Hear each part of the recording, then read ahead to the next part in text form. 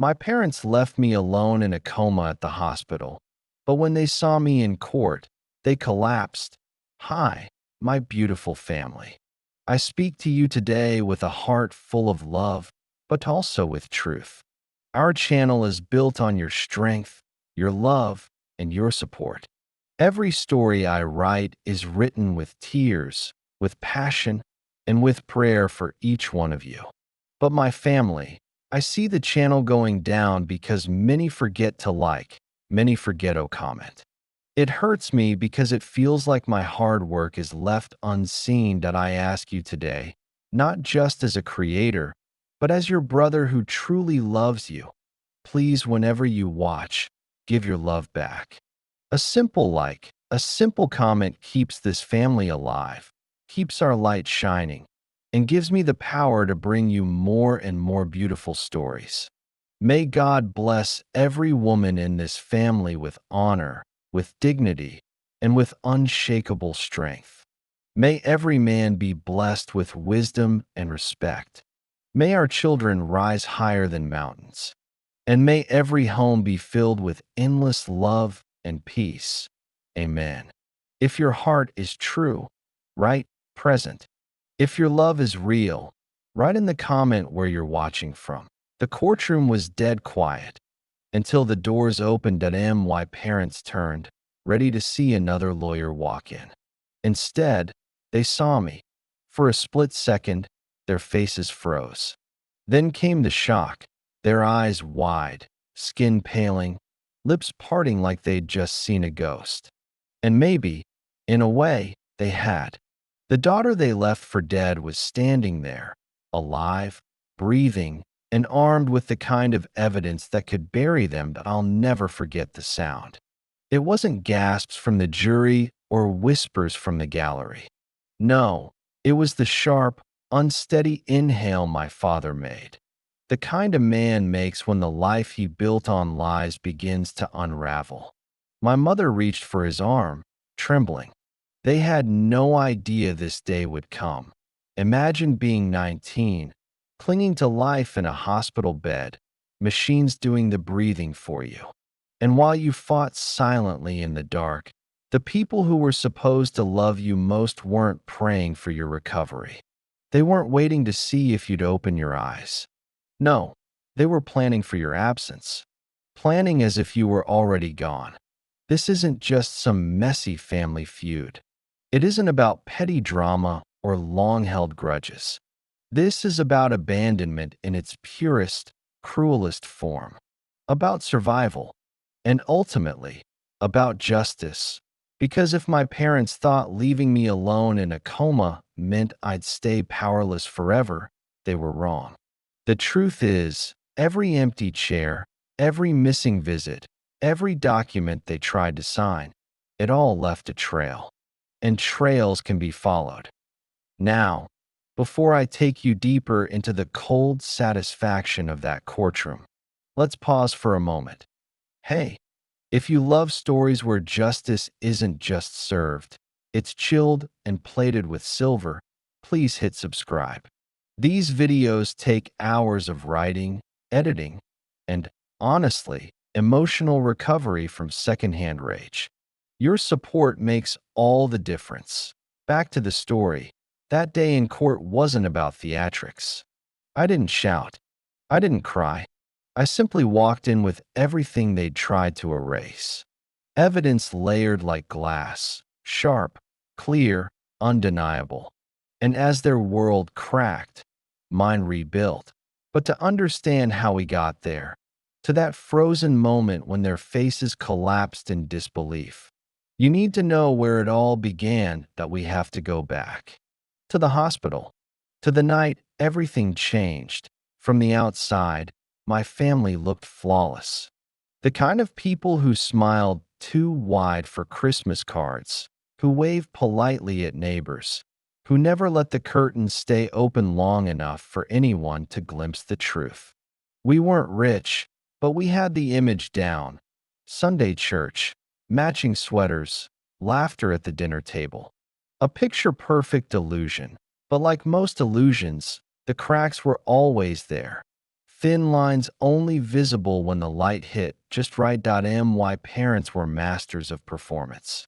They knew how to beam with pride when my older brother brought home trophies, how to brag about him at barbecues, how to treat his achievements like medals pinned to their own chest.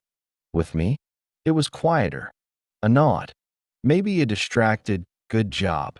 Nothing cruel, just hollow, as if love was currency, and they'd already invested it all elsewhere. Still, I convinced myself they cared. That some kids just didn't get the fireworks, and that was fine. At least I wasn't unloved, right?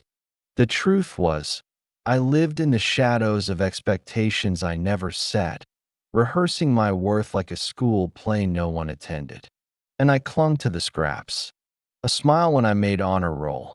A pat on the shoulder after a late shift at my part-time job. It wasn't much, but it was something. And something was enough. Until it wasn't. The accident came on a night that felt ordinary. I had just finished a closing shift at the diner, grease still clinging to my clothes, exhaustion humming through my body. The roads were dark, the kind of dark that swallows headlights whole. One second I was thinking about the exam I had in the morning. The next, tires screeching, glass shattering, weightlessness. Then nothing. Silence. When I opened my eyes again, it wasn't the ceiling of my bedroom I saw. It was harsh hospital lights, blurred by pain and sedation. At first, I didn't even understand what had happened. Machines beeped steadily at my side, wires tethering me to life. And then the realization sank in. I'd been in a coma. For weeks. But here's the part that cut deepest. The nurses, kind, honest, maybe a little too honest, told me my parents hadn't been there much. They visited once, signed some forms, then left. Days would pass with no sign of them. Sometimes, staff whispered, they'd swing by quickly, not to check on me, but to ask about money, paperwork, accounts, future planning. They called it future, as in mine. Without me in it, I remember lying there, staring at the ceiling, wondering if maybe I'd imagined the whole thing. Surely my parents loved me. Surely they'd cried at my bedside, prayed for me, begged me to come back. That's what parents do, isn't it? But no, the reality was colder, sharper. They weren't preparing for me to come home. They were preparing for me not to. That was the first seed of betrayal, and it burrowed deep. And yet, even then, I clung to excuses. Maybe they were scared. Maybe hospitals made them uncomfortable. Maybe love looks different when you're terrified of losing someone. I told myself every story except the one that mattered. They had left me because admitting that truth meant facing something. I wasn't ready to face that it meant admitting that the picture perfect. Family had never been real. Do you believe blood automatically equals loyalty? Why or why not? Looking back, that night, the crash, the coma, the empty chair beside my bed wasn't just a turning point. It was a breaking point. The illusion shattered. And in the silence they left behind, I began to see everything clearly for the first time. Waking up from a coma isn't like the movies. There's no dramatic gasp, no sudden clarity. It's slow, disorienting, like dragging yourself through fog with weights strapped to your chest. My body felt foreign, stiff, fragile. Even blinking took effort. At first, I thought my parents would be there, sitting at my bedside, clutching my hand, whispering prayers like they always did for my brother during football injuries. But the chair was empty. The flowers, if there ever were any, were wilted or gone. It was the nurses who told me the truth. Point one of them, a kind woman named Janice, leaned in close one night after checking my vitals. She hesitated, as if she knew her words would scar more than the crash had. "Sweetheart, I don't want to upset you," she said softly, "but Your folks haven't been here much. Much. The word stung worse than any broken bone. She went on. They came by once in the beginning. Signed some forms. But after that, well, we hardly saw them. She adjusted my blanket, her eyes avoiding mine. I just thought you deserved to know. Another nurse, young, blunt, maybe too blunt, added later. Honestly, it felt like they were preparing you know, for you not to make it. I laughed then, but it wasn't a laugh. It was something sharp, bitter. So what? They were just waiting for me to die. No one answered. The silence was loud enough that it got worse when I started piecing things together. My cousin Melissa came by with takeout one afternoon. She was one of the few who visited, always smelling of fries and cheap perfume. Between bites of soggy fries, she let it slip. Hey, did you know your parents tried to get into your savings account? Said it was for medical bills. But the bank didn't buy it. You're the only one on the account. I nearly choked on my water. What? She shrugged, eyes flicking away. Guess they figured you wouldn't need it if I didn't wake up that Melissa's words lodged in me like shrapnel. My savings, money from part-time jobs, from scholarships, from scraping every tip I ever earned, had been nothing more than a prize to them. Not security for my future, not proof of my independence, just something to raid while I lay in limbo. And it wasn't just the bank. Later, I overheard staff talking about paperwork, my parents pushing to access my student fund, even asking about transferring belongings. They weren't planning for me to recover. They were settling my estate, like I was already gone. The fallout wasn't immediate. At first, I tried to rationalize. Maybe they panicked. Maybe Bill scared them. But no excuse could cover the hollowness I felt when I realized the truth. To them, I wasn't a daughter. I was a liability. An inconvenience that I remember staring at the ceiling late at night, the machines humming around me, and thinking, if love is supposed to be unconditional, why was mine so negotiable? Some nights, the grief swallowed me whole. Other nights, I felt nothing at all. Numbness was safer than rage. Recovery was slow, grueling. Physical therapy felt like climbing mountains with broken legs. Every step, every stretch was a reminder of how fragile I'd become. But what hurt more wasn't my body. It was the absence that my parents never showed. Not for therapy, not for milestones, not even for the first time I stood on my own. Instead, it was the others who stepped in. Friends who brought laughter into sterile hallways. Distant relatives who sat with me during exercises, clapping when I managed a few steps. Even a classmate I barely knew dropped off my textbooks so I wouldn't fall behind.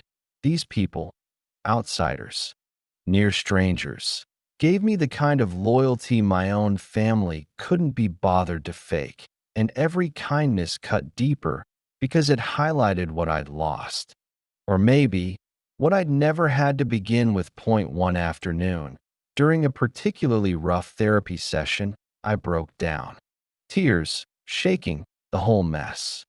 My therapist, a no-nonsense woman with the patience of a saint, crouched down and said, "You're stronger than you think, Ellie. Family isn't always the people who share your blood. Sometimes it's the people who show up."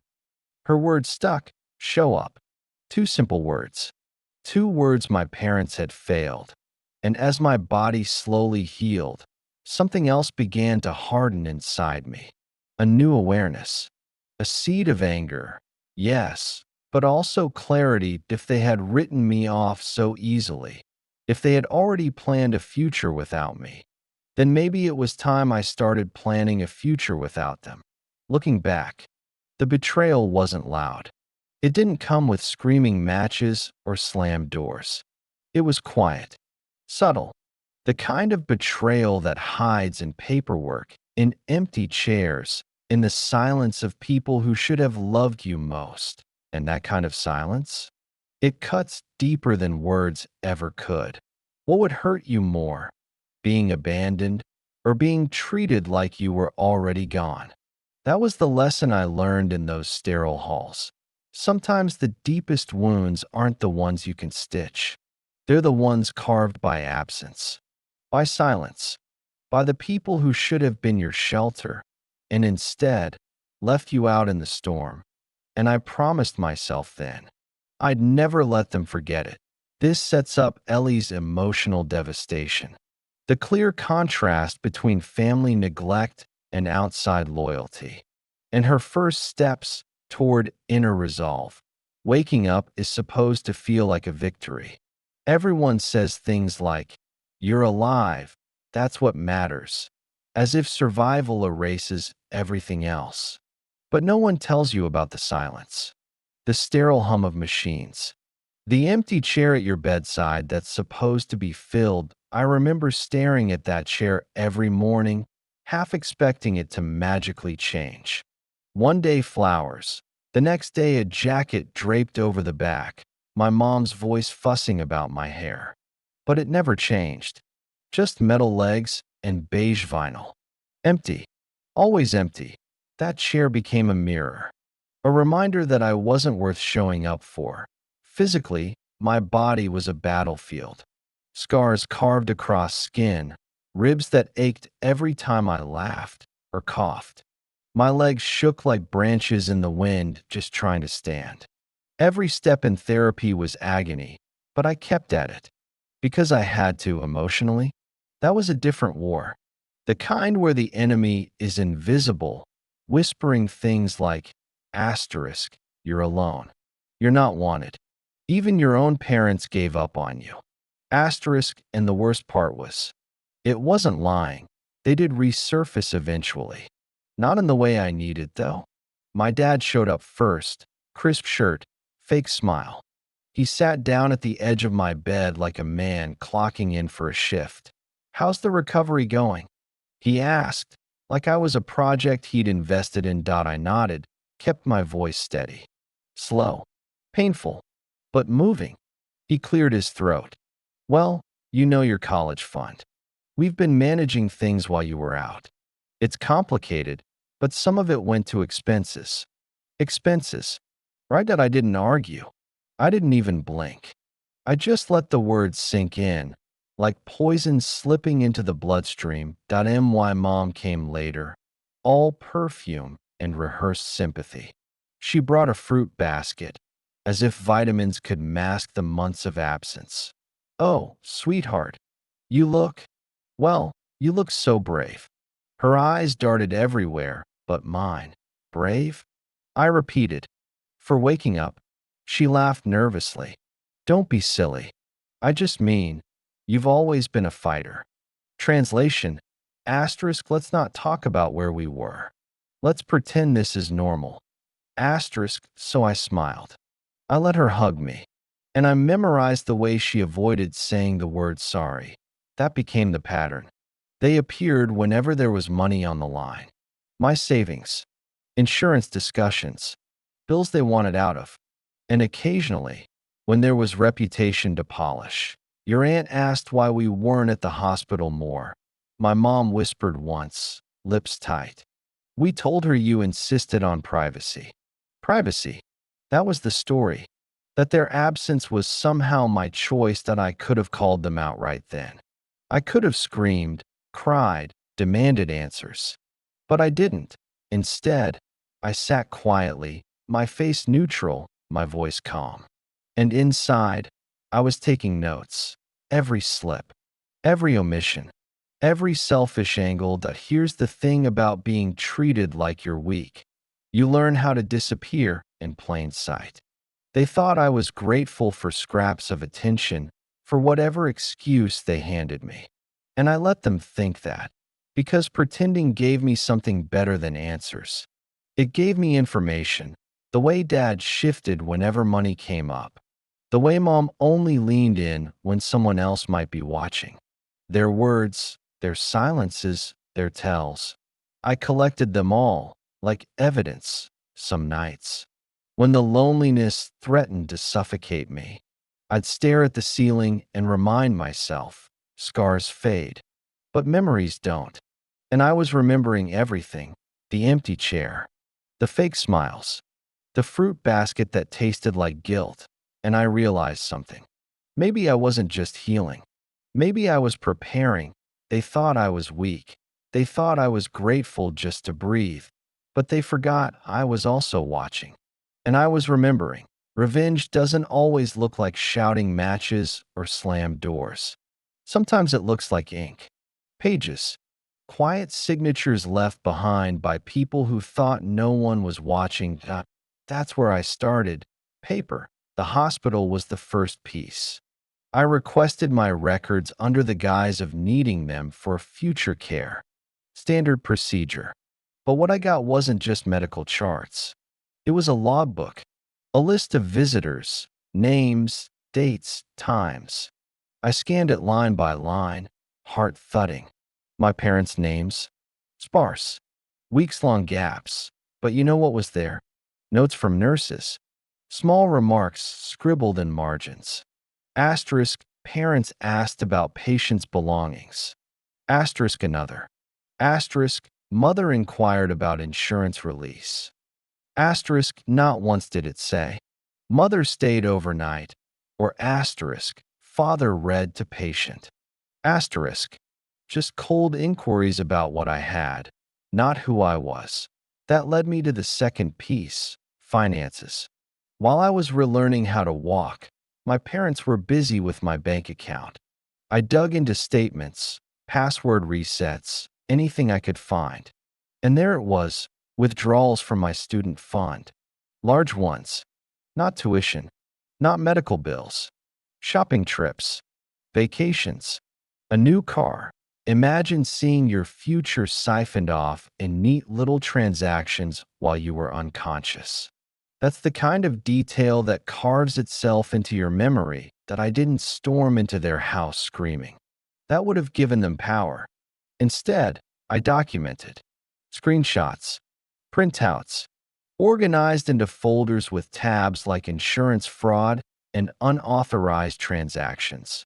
Every late night felt like building armor. I wasn't planning an explosion. I was constructing a case. And here's the thing. The nurses noticed. Some of them remembered me when I came back. Thin but standing on my own two legs. Point one leaned across the counter, lowering her voice. We wondered if you'd ever wake up. They didn't come much. Not like most parents. I asked gently, did anyone else notice? She nodded. A few of us wrote it up. Check your file. It's all there. And it was. Their absence wasn't just a memory. It was documented in ink, signed by professionals. Piece by piece, the picture sharpened. It wasn't just neglect. It was abandonment dressed up as strategy. They thought I'd never wake up, so they played the part of grieving parents. On paper, at least. But grieving parents who were awfully quick to divvy up what I had done. I could have stopped there. But no. I wanted the story told properly, not just whispered among family friends, but laid out where truth mattered. So I went further. Contacted the bank, asked for formal statements, requested itemized breakdowns. When the clerk raised an eyebrow, I smiled and said, "It's for a legal matter." He printed everything without another question. Then I went to the insurance office. More papers.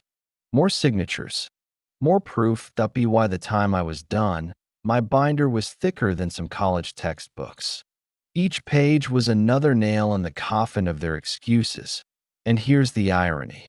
My parents thought I was weak, too broken to notice, too desperate to challenge them. But weakness can be a disguise. While they paraded their new car, I was lining up witnesses. While they spun lies about privacy, I was highlighting timestamps that proved otherwise. Patience became my weapon. That I remember the night I laid it all out on the table. My tiny apartment was barely more than 4 walls and a bed, but that table, it looked like a war room. papers stacked in rows, sticky notes marking the ugliest parts. My scars still ached, but my mind, sharper than it had ever been. And for the first time since the accident, I felt in control. Now, you might ask, why not confront them directly? Why not shove the binder in their faces and watch them squirm? Because that would have been fire. Fast, messy, satisfying in the moment. Maybe, but gone as quickly as it came. What I wanted was different. I wanted permanence. I wanted their choices, every selfish, cowardly decision, to echo louder than their excuses ever could. That kind of revenge? It's not a shout. It's a verdict of S.O. I waited. I built. I documented. Every page added weight, not just to my binder, but to my resolve. And in the quiet of my room, I started to see it. The future scene. A courtroom. Their faces draining of color as evidence piled up in front of them. The realization dawning not just on them, but on everyone watching, that the child they abandoned hadn't just survived. She had receipts. They always told me patience was a virtue. Turns out, patience is also a strategy, and every signature, every timestamp, every careless withdrawal brought me closer to the day they'd learned just how much I remembered. Do you think revenge is sweeter when it's fast and fiery, or slow and strategic? In public, my parents were still the devoted ones. You know the type: handshakes at church, polite smiles at neighborhood gatherings, the asterisk O. We've been through so much asterisk tone whenever someone asked how they were holding up, but facades crack when the foundation is rotten. And all it took was a little pressure that I didn't go nuclear. Not yet. Instead, I let out small truths. Casual, almost harmless on the surface. A comment to an aunt about how the nurses had been kinder than my own family. A raised eyebrow when a cousin mentioned how supportive my parents were. Tiny fractures. Enough for whispers to start the AT first. My parents didn't notice. They were too busy playing their roles, martyrs of circumstance, guardians of a child who needed space after her accident. That was their script.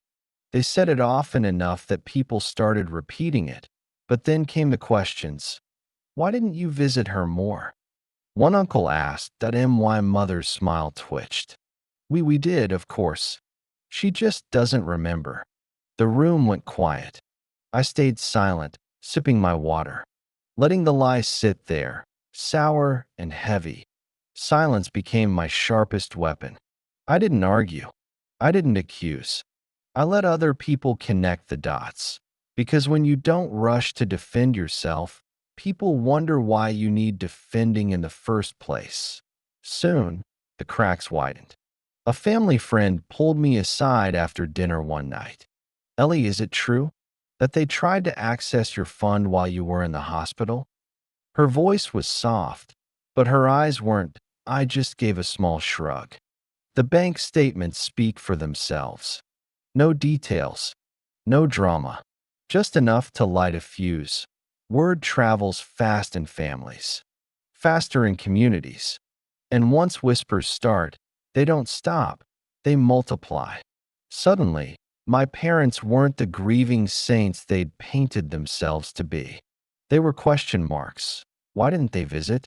Why did they drain her savings?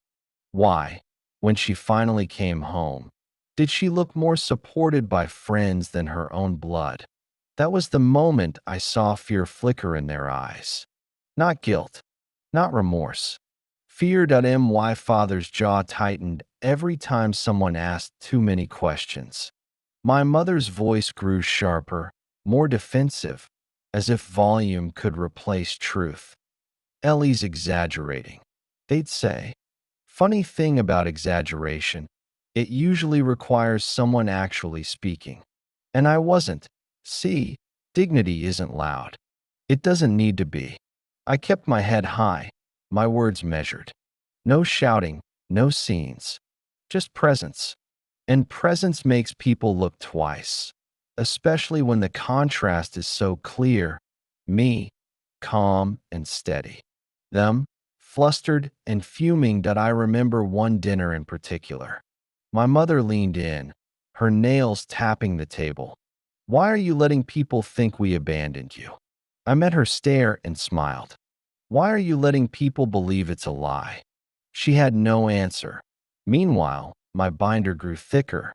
Every awkward question from relatives, every contradictory story my parents told, every document I added to the stack, it all pointed to one thing. The image they'd built for themselves was crumbling, and I didn't even have to touch it. And here's the part that almost felt cruel: watching them scramble. They clung to their reputations like lifeboats. But the water was already seeping in. Invitations they once received started to get lost. Friends who used to gush over them suddenly had other plans. You could see it in their eyes, respect draining away, replaced by suspicion. And me?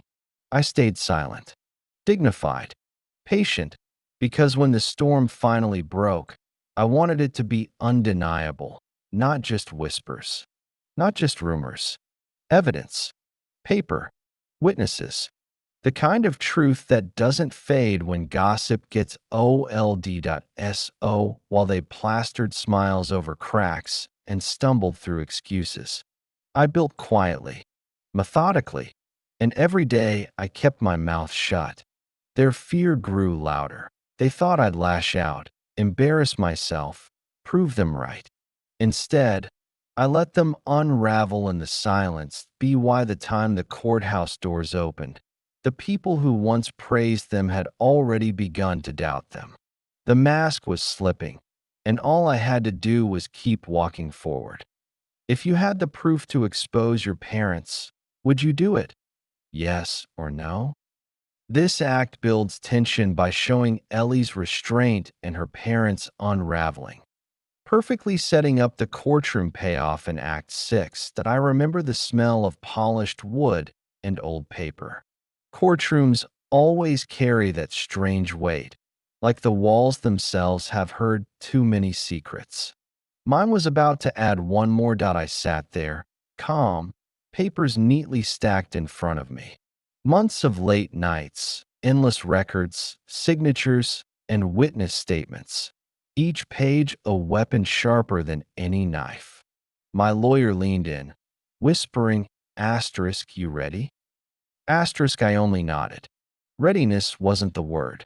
It was inevitability. And then the doors opened and my parents walked in as if they owned the place. Chin high, smiles rehearsed, their little parade of self-importance. To them, this was just another performance. One more chance to play the devoted mother and father wronged by their ungrateful child. But then they saw me. The moment stretched thin. My father's steps faltered. My mother's face drained of color. For a heartbeat, the confidence cracked. They hadn't expected me here. Alive, standing, looking them in the eye. I almost smiled. Almost. They recovered quickly. At least, they tried to. But their voices shook when they greeted the judge, when they sat down, when they whispered to their attorney. That's the thing about guilt. It doesn't hide well under fluorescent lights. When my lawyer stood to speak, we didn't start with accusations. We started with facts. Hospital logs showing how many days I lay there, comatose, without a single visit.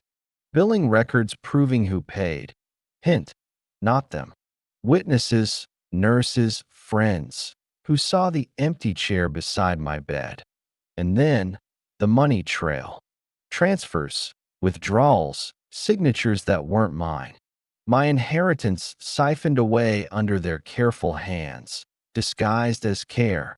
Each exhibit landed like a stone in still water. No shouting, no drama, just cold, undeniable truth rippling outward until the whole room felt it. That I glanced at them as the documents were displayed on the overhead screen. My father's jaw locked tight. My mother's hands trembled in her lap. Their perfect mask was slipping, one crack at a time. The silence in that courtroom was louder than any accusation I could have screamed. And when the final statement was read, when the judge looked over the stack of evidence, I let the quiet stretch. No gloating, no tears, just the weight of reality settling in. Because sometimes the most powerful sound isn't yelling, it's silence, broken only by the gavel. When the gavel fell, something inside me shifted.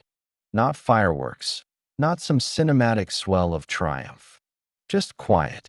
A deep, steadying quiet I hadn't felt in years.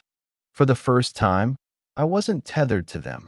No invisible strings yanking me back to the roles they'd forced on me to my parents didn't walk out of that courtroom with their heads high.